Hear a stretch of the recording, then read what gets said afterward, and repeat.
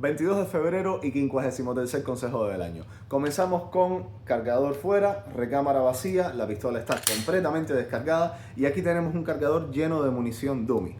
Ponemos el cargador en la pistola, llevamos un proyectil a recámara y supongamos que estás en el range y estás haciendo pues un entrenamiento. Vas a disparar y en el momento de hacer el disparo pasa esto. Se escucha solamente un clic. ¿Qué debes hacer si pasa eso? Bueno, mira, las pistolas están pensadas para disparar. Si cuando tú aprietas el gatillo, la pistola no dispara, no se escucha un estruendo fuerte y te da una patada hacia atrás, significa que las cosas no salieron como se esperaban. Esto que te ha pasado se llama misfire. Y lo que debes hacer cuando tienes un misfire es hacer lo que me estás viendo hacer a mí ahora. Mantienes el arma apuntando en la dirección en la que ibas a disparar, o sea, en una dirección segura. ¿Por qué? Porque esta arma puede dispararse en cualquier momento.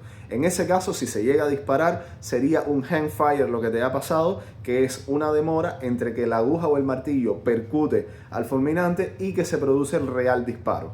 ¿Cuánto tiempo hay que esperar? Bueno, la NRA recomienda esperar unos 30 segundos. Los handfire, lo más largo que lo he visto ocurrir son como unos 8 a 10 segundos, pero para total paz mental espera unos 30 segundos y cuando ya han pasado 30 segundos y esa pistola no se ha disparado, puedes asumir que lo que te pasó fue solamente un misfire. Así que lo siguiente es descartar el cartucho y continuar el entrenamiento. Para descartarlo puedes simplemente subir el siguiente a recámara, ese se descartó, o pudieras sacar el cargador y analizarlo un poco a tratar de ver qué es lo que ha pasado.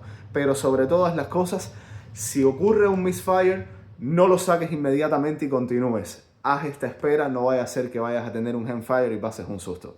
Ese fue el consejo de hoy y nos vemos en el otro. Chao.